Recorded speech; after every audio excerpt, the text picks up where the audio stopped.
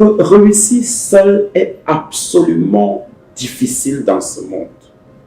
Et que nous devons apprendre tous, jeunes, petits, grands hommes d'affaires, à mettre ensemble de nos énergies. Parce que l'intelligence collective, c'est tout ce qui va permettre de gagner.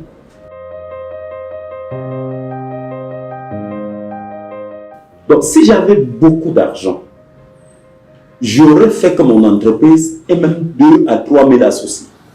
Moi, ça ne me gêne pas. Ce qui est important, c'est de construire quelque chose de durable. Je ne souhaite pas que mon départ de cette terre sonne le glas de ce que j'ai créé.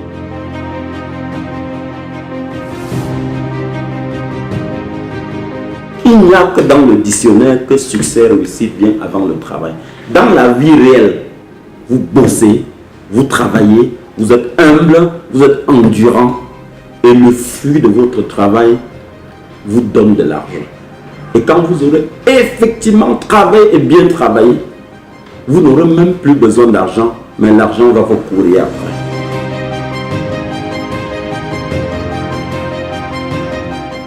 Aujourd'hui, nous recevons sur cette chaîne un monsieur extraordinaire. C'est un entrepreneur, un homme d'affaires, un homme qui marque sa génération au Cameroun.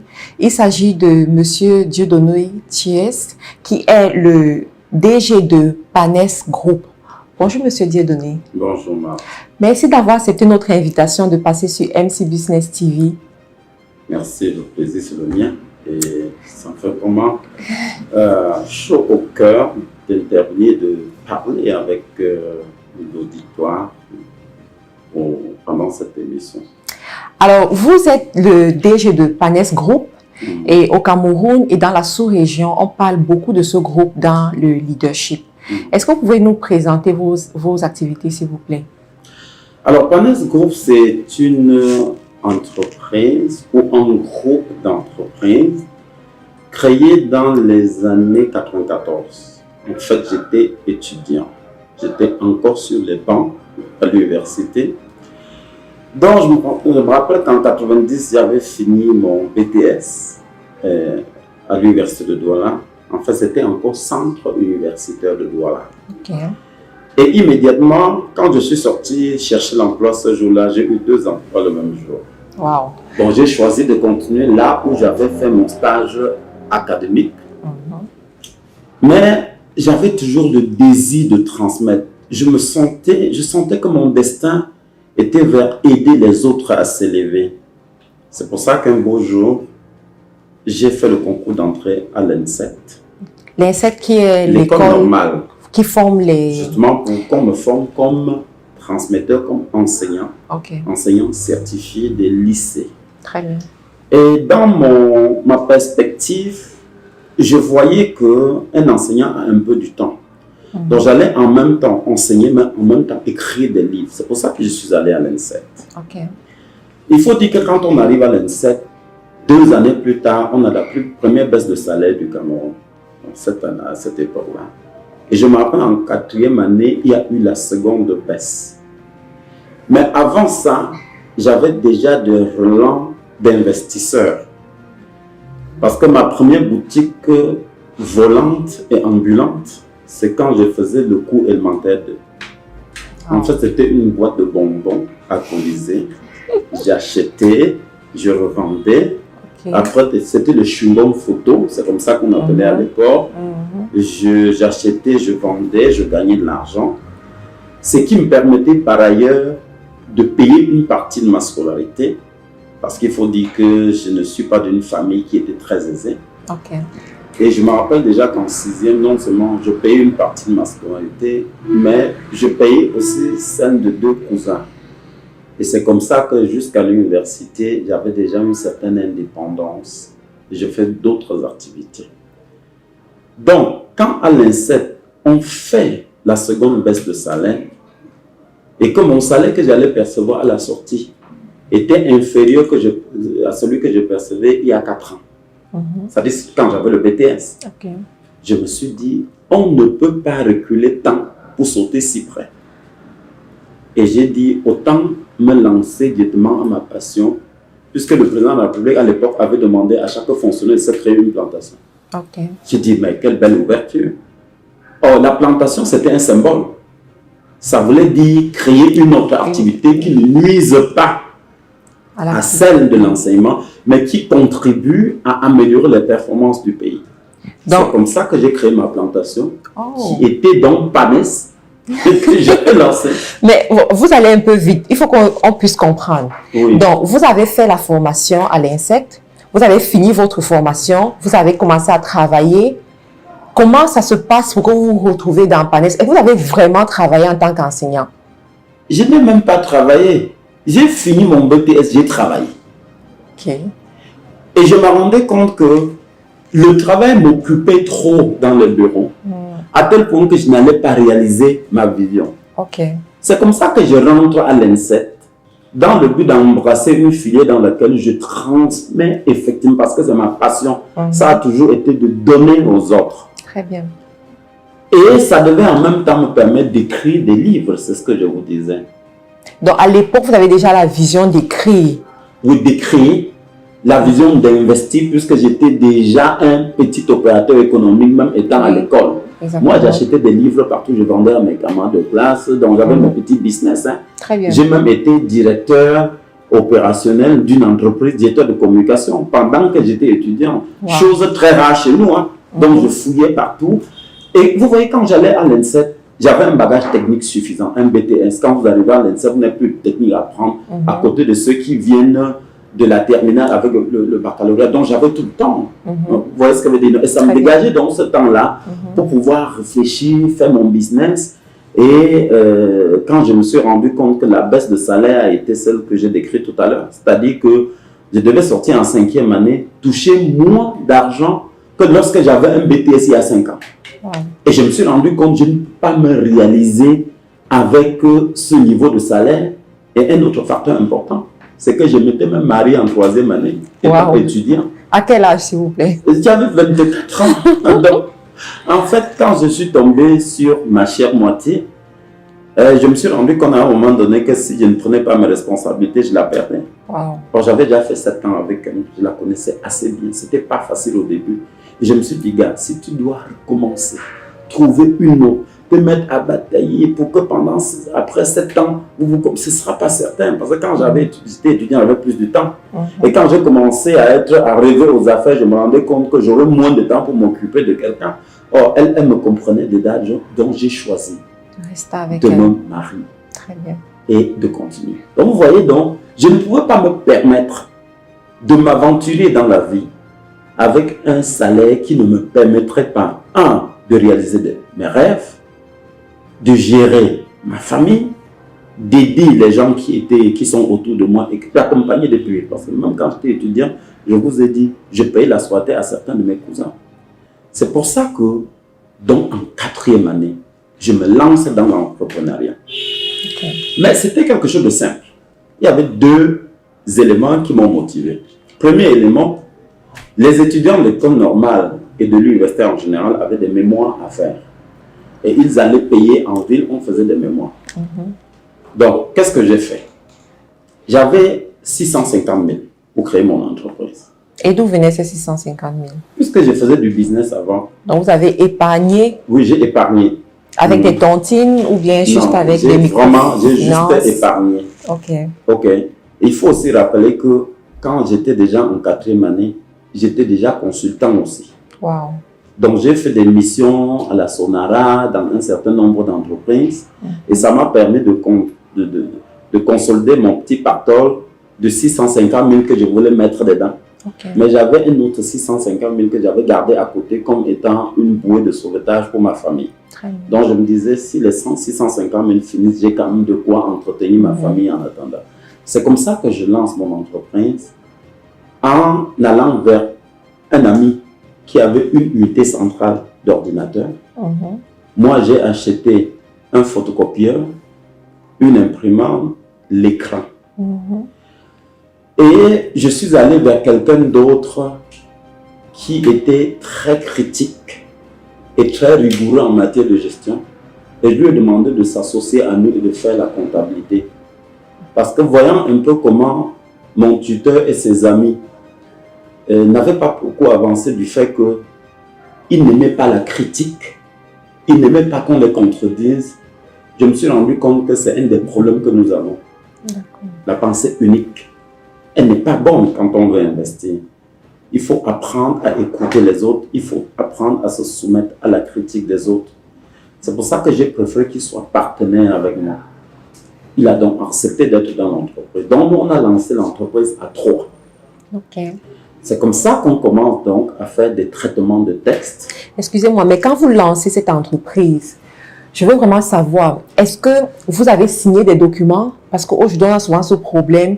On s'associe pour créer une entreprise et ensuite, il y a des problèmes qui rentrent dans le groupe. Est-ce que vous avez signé un document pour éviter ce genre de situation? En fait, le document a été signé plus tard. Plus tard? Oui. Ok. Vous voyez, le document a été signé plus tard. Je crois que c'est après 1 an. On s'est assis pour dire, OK, faisons le point de ce que chacun a apporté. On a donc fait le point, tu as apporté ceci, cela. Ça a permis qu'on crée un document, mais c'était une entreprise individuelle. Ça s'appelait PEB, Panafrique Électro-Bureautique. Vous avez enregistré directement? Oui, en tant qu'entreprise individuelle. Au nom de... De titre, c'est moi. Ok, parfait. PANES, c'est Panafrique Électro-Bureautique. Très bien. Alors, il faut remarquer que presque tout ce que je fais, ça s'appelle Panafrique. Oui. Ou PANES quelque part. Parce que je suis foncièrement panafricain. Je pense que l'intelligence collective est importante et que les Africains ont suffisamment de répondants et qu'il y a peut-être quelque chose qui manque. Et cette chose-là, il faut que nous la trouvons. Parce que l'Afrique ne peut pas se permettre de dépanner le monde sans se dépanner lui-même, d'enrichir les autres sans s'enrichir. Très bien. Donc, vous créez l'entreprise et qu'est-ce qui se passe plus tard? Vous restez enseignant ou bien étudiant et entrepreneur ou à un moment donné, vous décidez de claquer la porte aux études? Donc, je suis en 4e année quand je crée l'entreprise. J'arrive en 5e année, naturellement, il me faut sortir. Voilà.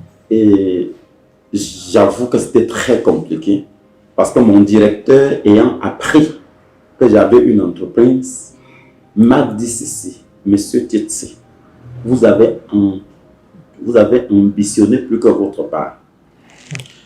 Et il m'a dit, quand vous me voyez à cet âge en train de croupir sous la craie, qu'est-ce que ça vous fait penser qu'on va vous laisser partir comme ça? De toute façon, vous n'allez jamais avoir un diplôme dans mon corps. Wow. Donc, quand on a affiché les noms pour faire la soutenance, il est venu marquer mon nom en rouge et il a mis en face me voir. Quand je suis donc arrivé et je l'ai vu, il m'a simplement dit d'oublier que je serai un diplômé, d'oublier que je serai un enseignant. Bon, on a quand même fait 2 mois de bataille.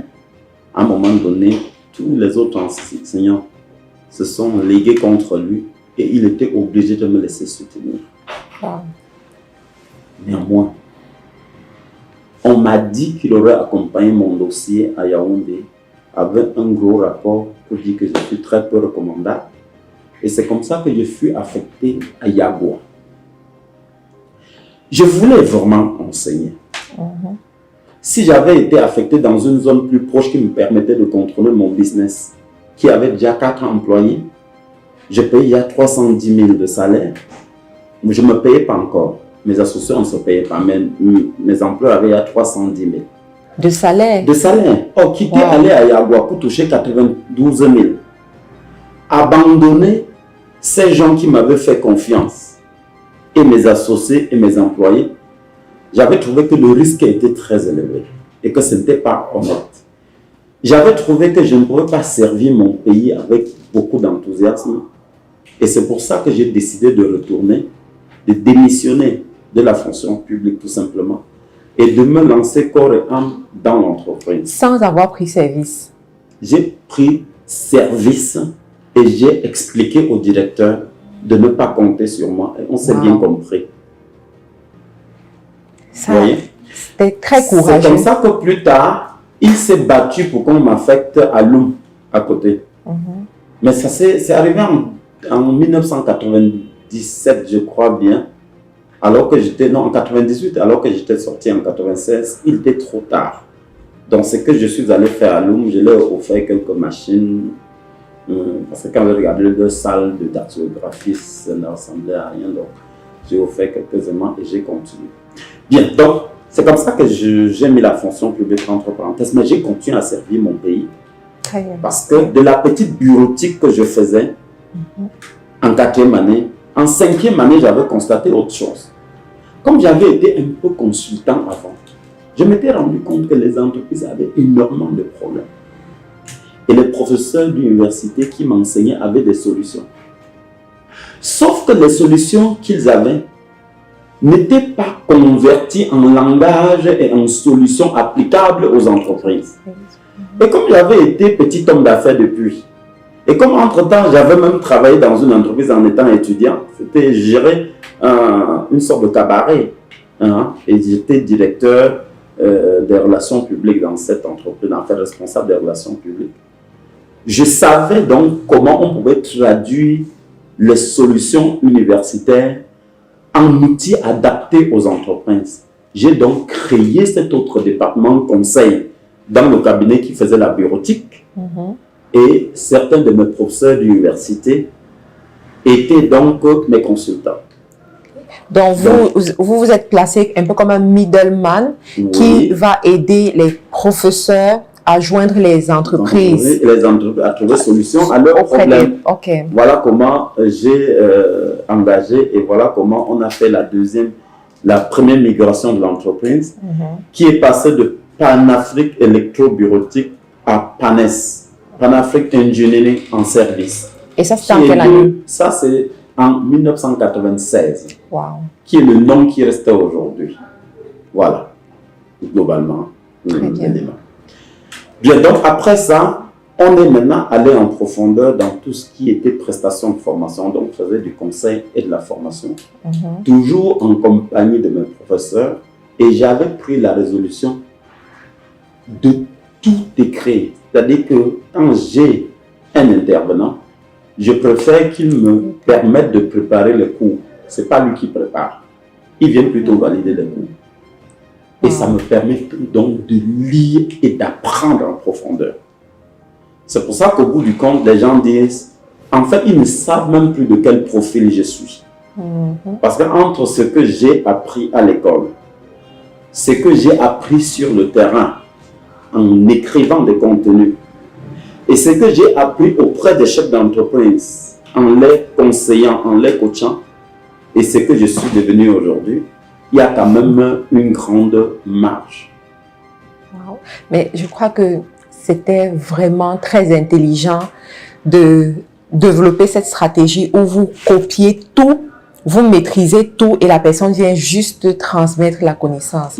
Mais qu'est-ce qui vous a motivé à prendre une décision pareille? Ça a dû être beaucoup de travail, mais vous avez insisté. Quoi? Alors, vous parlez de travail et je vais vous en parler. Donc, en 1995, j'ai mon cousin qui est aujourd'hui associé de l'entreprise qui me retrouve. Madame, nous on travaillait sans repos. Et je me rappelle une fois, le coq a chanté et nous avons cru qu'il était encore minuit alors qu'il était 5 heures pour dire la force de travail qu'on avait. Et quand on a donné naissance à ma première fille, j'ai retrouvé ma femme à l'hôpital et je suis retourné à la maison 2 jours plus tard. Mais on se comprenait bien parce que j'avais vraiment des choses à faire. Pour dire, on n'avait pas d'argent. Mais le principal atout qu'on avait, c'était la foi, c'était l'espoir et c'était surtout la force de travail. C'était sans repos. Je pense que le succès, il intervient après le travail. Je dis souvent aux étudiants ou aux participants à mes séminaires, il n'y a que dans le dictionnaire que succès réussit bien avant le travail. Dans la vie normale, on travaille. Et ensuite, le succès arrive, quoi. Ok, aujourd'hui, Monsieur Dieudonné, vous avez investi dans PANES qui est devenu une référence aujourd'hui dans la formation au leadership pour entreprises. Vous avez également d'autres investissements. Est-ce que vous pouvez nous parler de ces investissements? Bien. Donc, PANES aujourd'hui, c'est un groupe qui a évolué. Donc, dans le même groupe, aujourd'hui, on a une entreprise qui fait de l'informatique.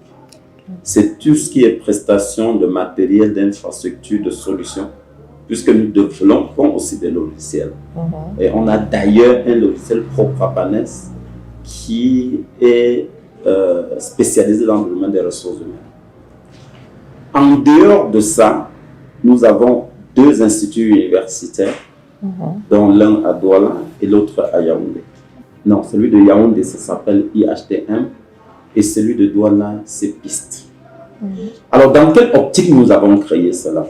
C'est simplement que dans nos activités de formation et de conseil, on se rend bien compte qu'il y a une sorte d'inadéquation entre les besoins des entreprises en termes de compétences et les qualités des personnes qui partent de l'école.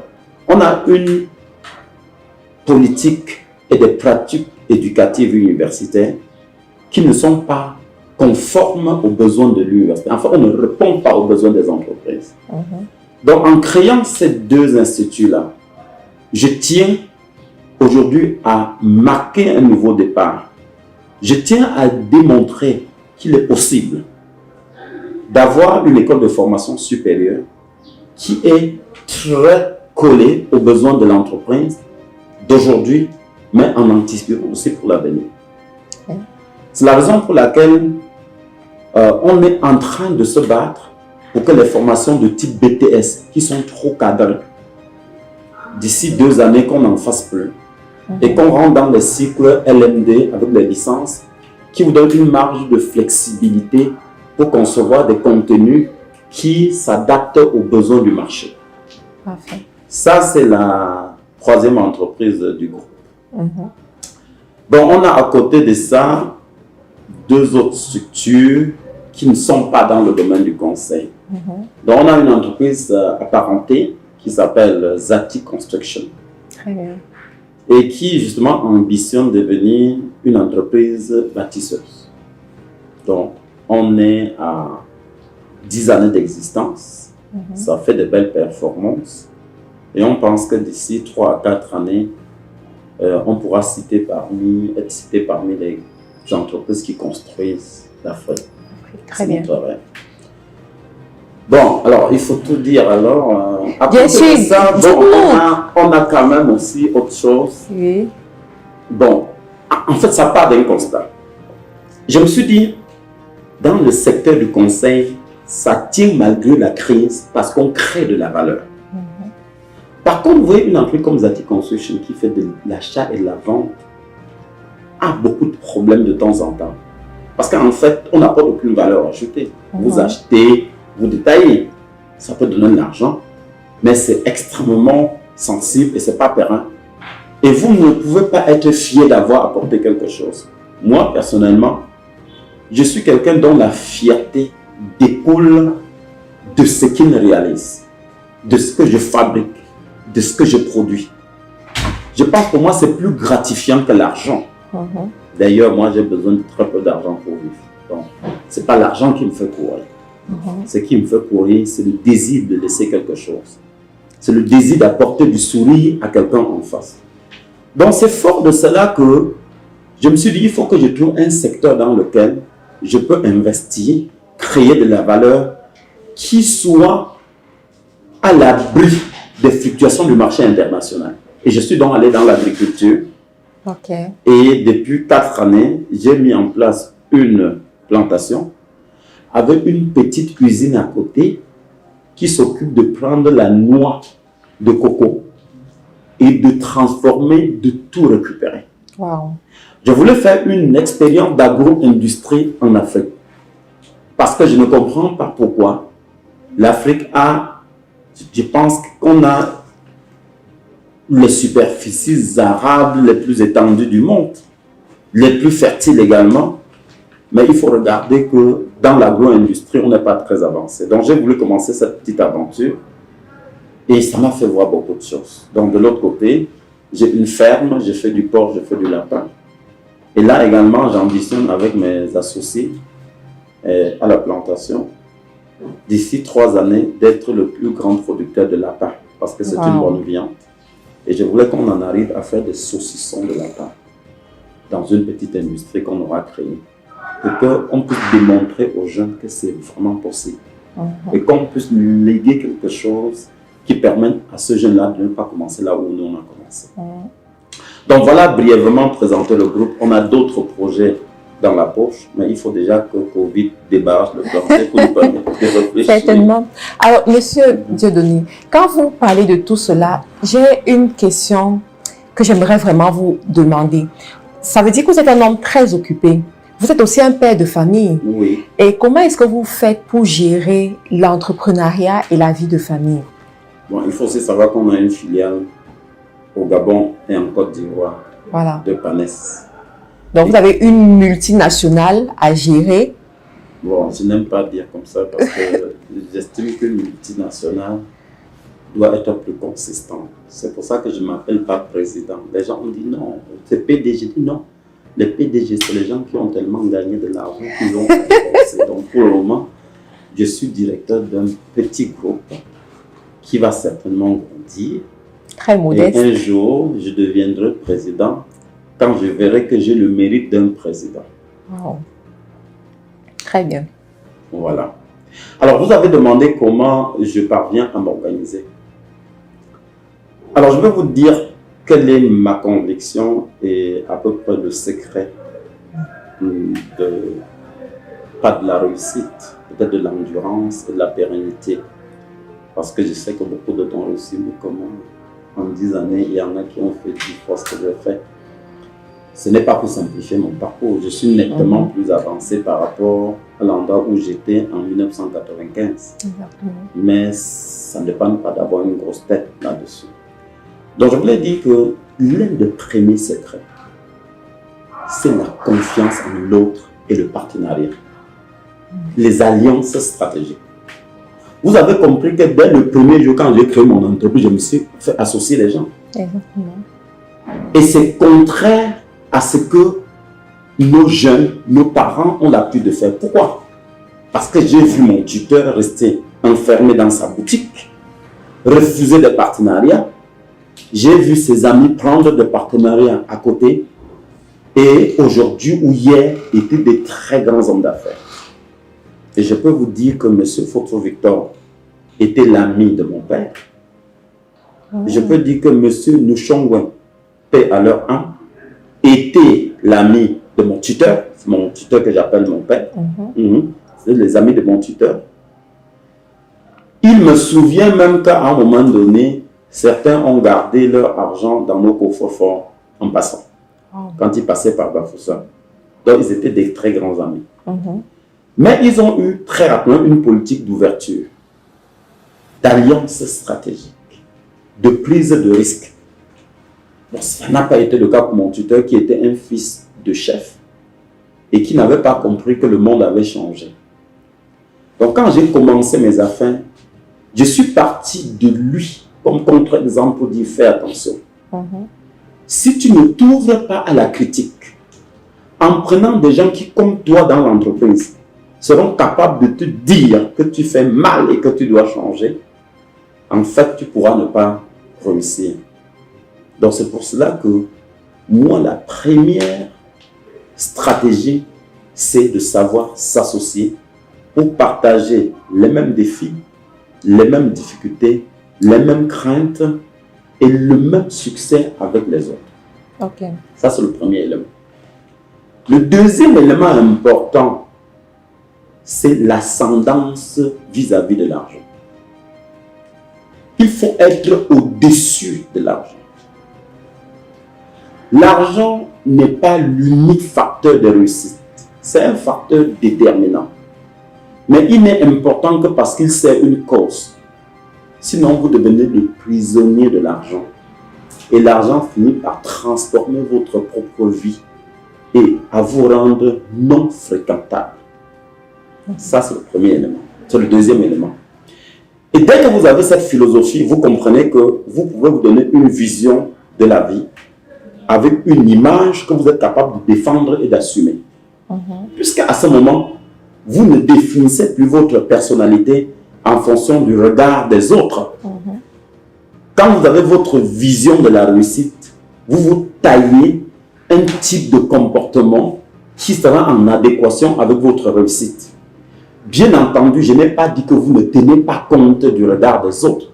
Vous tenez compte du regard des autres parce que vous ne devez rien faire qui nuise aux autres.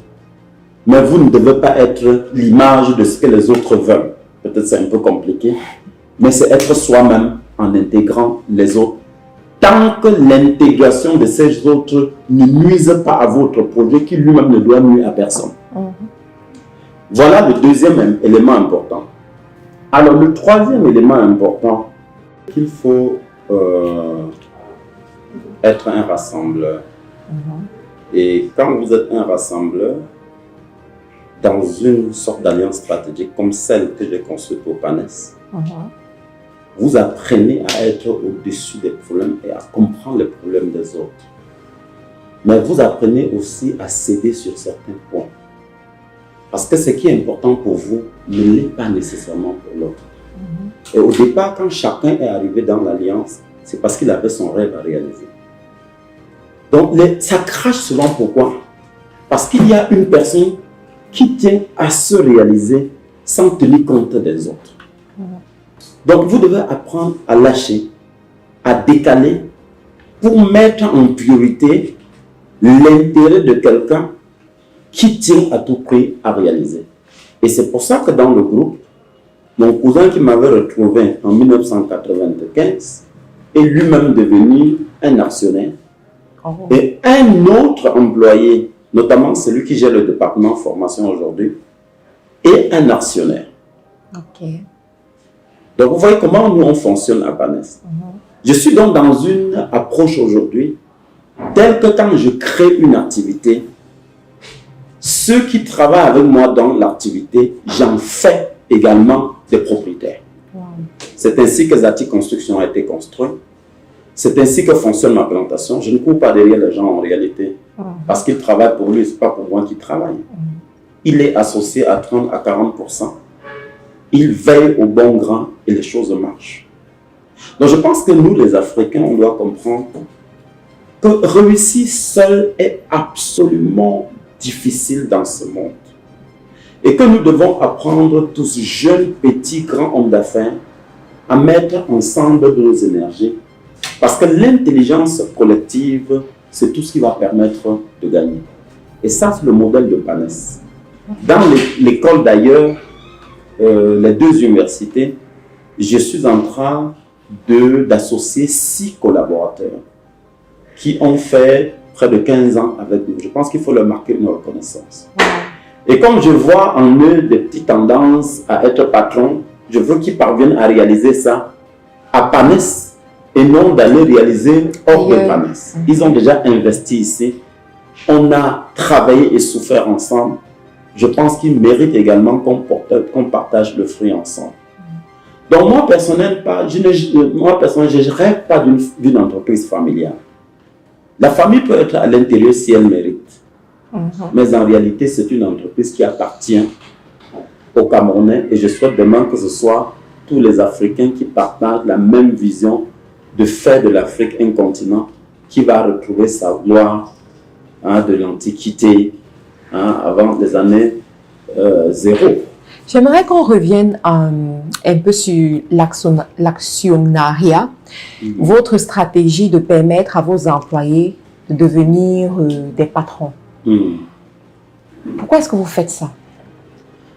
Alors, je fais ça pourquoi? Parce que un jour, je voyageais avec un grand homme d'affaires dont je vais taire le nom. On était dans un avion, un très grand homme d'affaires camerounais. Camerounais? Oui. Il est toujours vivant? Il est là. Et il me dit, Dieu donné, j'ai un seul problème, les hommes. Et ça me faisait rire. Parce que je sais qu'il a 28 entreprises, mais il n'a même pas donné 0,1% à un seul de ses employés, même ceux qui ont créé avec lui. Même si vous les payez très cher, ce n'est pas la même chose. Avoir le sentiment d'être propriétaire et patron vous permet de sécuriser votre avenir. Donc si je sécurise le mien, je pense que ceux qui ont été avec moi méritent également d'avoir un minimum de sécurité pour leur avenir. Et je lui dis, boss, décris-moi le profil du type d'employé que tu veux. Et je note, il écrit. Et après, je lui dis, bon, ok, je vais lire ça et tu vas me dire si ce n'est pas ton profil. Je lis. Et à la fin, il me dit que, à bien regarder sur mon propre profil. Et je lui dis que pour travailler pour quelqu'un. Il me dit non.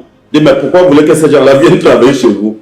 Il dit, mais qu'est-ce qu'il faut faire alors? Je dis, non, revoyez la stratégie. Faites de ces gens-là des patrons.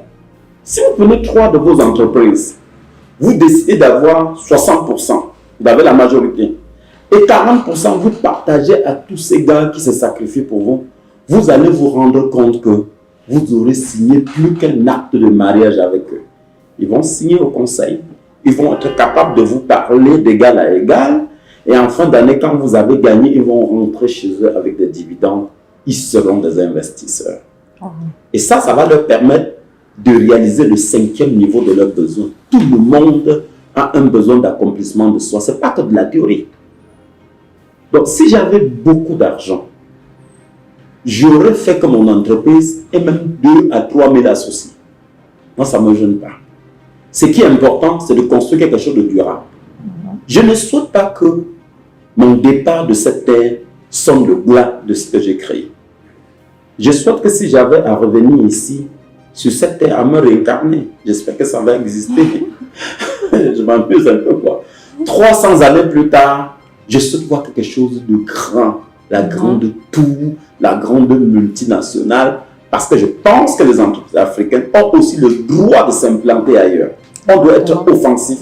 Et je me bats pour ça autant dans mes propres entreprises que dans mes séminaires pour dire aux chefs d'entreprise, le monde appartient à tout le monde. Il faut comprendre les cartes, il faut lire, avoir la carte de lecture du monde et savoir les leviers sur lesquels on s'avance. Et c'est ça que nous n'avons pas encore compris. Bon, on peut se comprendre. Mais vous pensez que les chefs d'entreprise africains n'arrivent pas à prendre ce genre de décision? Pourquoi? Est-ce que ils sont trop renfermés sur eux ou alors ils sont tout simplement ignorants? Bon, je pense qu'il faut quand même définir l'Africain dans son contexte. Nous sommes à 60 voire 70% des années d'indépendance. Ça veut dire que c'est des jeunes nations qui se construisent. Même si l'Afrique a régné pendant 3000 années, même si l'Afrique est le berceau de l'humanité et le berceau de toutes les sciences, et je le dis aujourd'hui avec conviction et fierté, la civilisation tourne et je suis convaincu qu'elle reviendra en Afrique. Donc cette période de perturbation, elle est bonne parce qu'elle permet de remettre les choses en place. Elle peut même durer 100 ans, peu importe. Mais que vaut 100 ans par rapport à 4 millions d'années avant Jésus? Ce n'est qu'une petite journée, ce n'est même pas une heure, même pas une minute. Donc je vais dire en fait, ce qui manque à nos chefs d'entreprise, c'est le regard ouvert. C'est la vision du succès collectif et non la primauté à l'intérêt individuel. Mais je pense aussi qu'il peut avoir un problème de compétence. C'est-à-dire même s'ils le veulent, ils n'ont pas suffisamment d'outils pour leur permettre de gérer toute la diversité que peut receler un conseil d'administration multiforme. Je pense que c'est aussi ça le problème. Donc, les 2 principaux problèmes. Mais il faut aussi quand même dire que l'environnement, sur le plan géostratégique, n'est pas très favorable à l'Afrique. Je pense que l'entreprise africaine affronte d'autres problèmes, tels que les séquelles de la colonisation qui restent. Et les séquelles de cette colonisation impactent nos politiques économiques. Et nos politiques économiques ne sont pas donc en faveur de l'entreprise africaine. Et pourtant, vous avez réussi à imposer ce modèle dans vos activités. Mais madame, normalement dans la vie, il ne faut pas être martyr pour réussir. Quand je vous expliquais, je fais 3-4 jours au bureau. Est-ce que vous trouvez ça normal dans un pays normal? Vous voyez, il faut être quelqu'un qui accepte de sacrifier ses plaisirs et un certain nombre de choses pour partir de 650 000 francs d'investissement pour arriver là où nous sommes arrivés. C'est beaucoup de sacrifices. C'est vrai, moi je l'ai toujours fait avec plaisir, comme je continue à le faire aujourd'hui. Et vous me demandiez tout à l'heure comment je fais avec la famille. C'est un point important. Je suis fier de ma famille et je pense que ma femme est fière de moi, mes enfants fiers de moi. Et ma grande famille aussi est fière de moi parce que je pense que je fais partie des piliers qui l'accompagnent. Alors, pour moi, pour la famille, immédiatement, j'ai fait une stratégie. Je me suis dit que l'idéal pour un père, pour certains, c'est d'être présent d'accompagner les enfants, d'être leur répétiteur, les amener à l'école et tout ça. Et immédiatement, je me suis rendu compte que c'était incompatible avec mon travail et celui de ma femme, puisqu'elle travaille et elle veut travailler. Ok, je n'ai pas pu la convaincre de rester à la maison, mais son plaisir, c'est de travailler. Exactement. Donc, nous deux, on travaille. Moralité, on n'est pas là pour éduquer les enfants, les porter comme les autres le font. Donc, au lieu d'éduquer mes enfants comme étant des assistés, je les ai éduqués comme des responsables. Par exemple, je n'ai pas admis les répétiteurs chez moi, sauf pour des matières précises et pour une période durée précise. Donc, je préfère que mon enfant ne soit pas premier à l'école, mais que ce soit son niveau réel et qu'il ait développé la conscience de rentrer à la maison, regarder la télé, une émission qui peut contribuer à sa construction pour une période, après s'arrêter d'elle-même, siester si elle le veut, mais après, tout simplement, se mettre aux études. Et je pense que de ce point de vue, j'ai réussi quelque chose. Parce que elles ont bien réussi à l'école en tout cas. Félicitations. Donc, chez moi, c'est la responsabilité. J'ai même, dès qu'on a 10 ans chez moi, on commence à planifier les étapes de paiement de sa scolarité. Donc, c'est lui qui m'a rappelé que ma scolarité, c'est tel jour. Je l'ai fait comprendre tout simplement qu'il ne fréquente pas pour moi, il fréquente pour vous. Et que leur avenir est entre leurs mains. C'est pour ça que mes enfants peuvent évoluer indépendamment de moi. Et je souhaite qu'à l'avenir, ça continue de la sorte. Parce que mon but, c'est de fabriquer des vrais responsables, des vrais leaders de demain.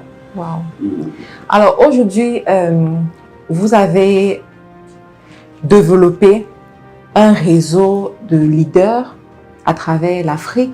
Est-ce que vous pouvez nous dire davantage par rapport à ce réseau? Bien, il faut dire qu'en 2006, nous avons eu la chance d'être partenaires de Dale Carnegie Training. Dale Carnegie, c'est une firme américaine créée dans les années 1912. Donc, il y a à peu près 107 années d'existence, bien 912, 109 années d'existence aujourd'hui. 109 années d'existence. Pratiquement toutes les formations de Dale Carnegie donnent droit à des diplômes universitaires reconnus par Harvard, Stanford, c'est les meilleurs du monde. Et un jour, c'est par hasard que j'accepte de payer une formation chez Dale Carnegie. Et quand j'y arrive, je me rends compte que avec nos manières de gérer là, on ne va jamais affronter la compétition internationale. Et j'ai décidé donc de faire venir la marque ici. Je peux vous dire qu'aujourd'hui, on a formé près de 2000 hauts dirigeants dedans, dans ces programmes-là. C'est tout un parcours et qui aujourd'hui occupent des grands postes, ont créé des affaires. Donc, ce réseau-là, il existe. C'est pour ça que je me suis implanté en Côte d'Ivoire pour gérer toute l'Afrique de l'Ouest. Et vous voyez que c'est facile en Côte d'Ivoire. Oui. Mais en Afrique centrale, j'ai dû créer au Gabon. J'ai un partenaire en Côte d'Ivoire, au Congo. Et je ne parviens pas à trouver un partenaire au Tchad ni en Guinée équatoriale. L'Afrique centrale, vraiment, avec toute la douleur que je ressens, c'est le point le plus avancé du monde, le moins avancé du monde, en termes d'intégration, en termes de capacité à se mettre avec les autres. Est-ce que c'est parce qu'on est un peuple de la forêt? Je n'en sais rien. Mais c'est une donnée qu'il faut inverser si nous voulons prétendre compétir sur le même escalier que les autres. Donc ce réseau, il existe effectivement et on est en train de le développer. Aujourd'hui, on a créé Panes Digital Center, dont le but est d'utiliser justement les réseaux sociaux et tout ce que le digital nous offre pour pouvoir davantage développer, impacter et surtout canaliser, continuer à former le plus grand nombre. Parce que si vous venez faire une formation Carnegie, vous payez 1 million. Ce n'est pas à la portée de tout le monde. Si vous faites une formation Panes, vous payez à peu près 350 à 600 000. Ce n'est pas à la portée de tout le monde. Mais avec Panes Digital Center, aujourd'hui, on est capable de diffuser des conférences en ligne pour le plus grand nombre. C'est vrai que ce n'est pas la même consistance, mais ça vous permet au moins d'être sensibilisé. Et quand vous tenez à aller en profondeur, vous revenez donc sur Panes maintenant poursuivre une formation sur les outils de management et pour développer vos capacités de leadership. Et notre école, c'est également ça. Parce que notre but, c'est d'avoir un système intégré dans lequel et l'école, et le cabinet, et nos entreprises travaillent à atteindre le même objectif, contribuer à façonner vraiment les vrais leaders de demain, parce que l'Afrique en a besoin. Et on en a besoin à tous les niveaux de la société. Mon rêve aujourd'hui, c'est que tout le monde puisse comprendre ça. Et que la jeunesse prenne le relais. Et vous avez fait quelque chose d'extraordinaire. Vous avez créé une chaîne YouTube où on peut retrouver effectivement les enseignements et toutes les informations par rapport à ce grand réseau qui est déjà en place. De telle sorte que ceux-là qui nous regardent aujourd'hui peuvent tout simplement aller sur YouTube et rechercher Leadership Development TV. Vous allez retrouver les enseignements de M. Dieudonné et également de tout son réseau de leaders. Merci beaucoup, M. Dieudonné, d'avoir accepté cette interview qui nous a vraiment édifiés. J'espère qu'on aura encore l'opportunité de vous revoir sur MC Business TV. Alors, quel est votre mot de fin? Quel est le conseil que vous donnez à tous ces jeunes entrepreneurs, ces jeunes qui aimeraient devenir des millionnaires, des milliardaires comme vous? Quel est le conseil que vous leur donnez? Alors, le premier conseil que je vais donner, c'est que le meilleur investissement que l'on puisse faire, c'est sur l'être humain. C'est sur le développement de ses compétences. L'être humain est le moteur de tout développement. Même le digital qui arrive, qui va certainement détruire les emplois, c'est un élément créé par l'être humain, donc contrôlé par l'être humain. J'en parle pas, pourquoi? Parce que beaucoup de personnes sont prêtes à investir des centaines de millions à acheter une voiture, mais ne sont pas prêts à investir 2000 pour s'acheter un livre. Ça, c'est le premier conseil. Deuxième conseil pour ceux qui veulent investir. N'attendez pas que les autres viennent mettre des fonds dans votre entreprise alors que vous n'avez aucun rang. Si vous n'avez rien à risquer, ne demandez pas à l'autre de venir risquer pour vous. C'est la raison pour laquelle j'estime que si des jeunes start-upers veulent faire des projets, qu'ils commencent par épargner. Et la meilleure façon d'épargner, c'est d'avoir de l'ascendance sur l'argent. C'est-à-dire avoir des relations positives avec l'argent. Vous savez, il y a des gens, dès qu'ils ont 1000 francs dans la poche, 1 million, ils deviennent fous. Si l'argent vous pose problème, vous ne serez jamais riche. Et quand on sort de chez soi ce matin, un matin, on ne va pas chercher l'argent. L'argent, c'est la conséquence d'un service rendu, d'un sourire que je décroche chez quelqu'un. Parce que j'ai rendu un service tellement important qu'il ne voit plus le prix du service, il voit tout simplement le service rendu. Le dernier conseil que je vais dire aux jeunes, c'est l'humilité. Ne nous prenons pas pour ce que nous ne sommes pas. L'humilité, c'est un signe de sagesse. Et quand je vois des jeunes aujourd'hui qui créent une moindre petite entreprise, n'est pas encore né, c'est CEO, président du groupe tel, non, je leur demanderai d'être un peu humble, d'aller doucement. Parce que le moment de la gloire viendra. On ne demande jamais à une marmite de chauffer, après on met le feu. On ne récolte pas avant de semer. Le succès vient après qu'on ait effectivement travaillé. Et comme je disais tout à l'heure, il n'y a que dans le dictionnaire que succès réussite vient avant le travail. Dans la vie réelle, vous bossez, vous travaillez, vous êtes humble, vous êtes endurant et le fruit de votre travail vous donne de l'argent.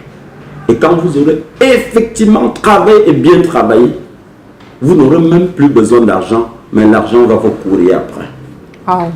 Merci beaucoup. Merci, madame. Et à une autre émission. Voilà, c'était avec beaucoup de plaisir.